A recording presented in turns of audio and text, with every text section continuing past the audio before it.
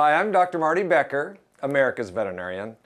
Well, cats have a reputation for being finicky eaters, and some of that's well-deserved. In other cases, though, a cat who isn't interested in eating may be sick.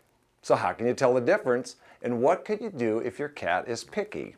The first rule of a behavior change is to make sure it's not a medical problem, because a cat who suddenly stops eating could put his own life at risk. And if you notice an abrupt change in your cat's eating behavior, it's an urgent issue. Your cat needs to be seen by a veterinarian right away. Well, that's true of changes in drinking and litter box behavior as well, by the way.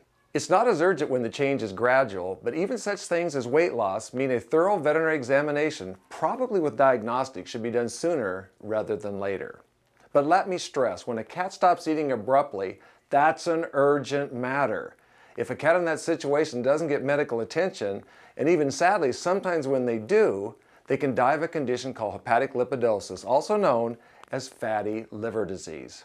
I'm not trying to scare you, but it's essential that you know that finicky can sometimes mean very sick. If your veterinarian has ruled out health problems, though, here are some things that you can try. If you have a picky cat now, it's not going to help you to know that you could have avoided this problem when your cat was a kitten, but it's something to keep in mind for future pets. It's important to feed kittens a variety of foods, brands, flavors, shapes, textures, and both wet and dry. That's how they never become imprinted on one particular product. That's especially important because you never know when the one food your cat will eat will go off the market or be reformulated. So mix it up with your kitten. If your cat isn't normal because he doesn't eat in 2 meals a day like the dog does, then you shouldn't worry at all. Frequent small meals are the natural way cats eat in the wild. A mouse here, a bird there, it all adds up. But it can also add up to obesity in many cats, though, especially indoor ones who have nothing to do except eat when they're not sleeping.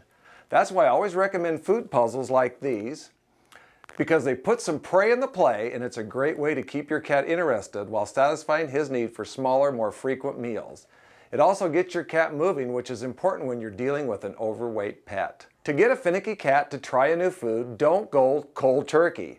Feed the new and the old foods side by side and see if your cat will try the new one, and they often will.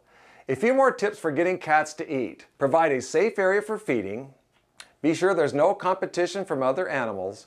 Warm the food to just over room temperature. And ask your veterinarian about appetite stimulants if the picky behavior is causing health issues. We all need to feel safe. You wouldn't feel like eating in the middle of a highway with traffic all around. And make sure your cat has a quiet place to eat. If you have more than one cat, don't expect them to share a bowl. Some will, but others won't, and the one cat will be shortchanged. Feed them out of sight of each other. When you're feeding a canned food, if you can warm it up just a little bit, it'll smell better and your cat will be more interested. In kittens and cats that have upper respiratory infections, we always suggest wiping the nose with a soft, warm cloth. That improves the sense of smell. Heating the food is along the same lines. It makes it smell better.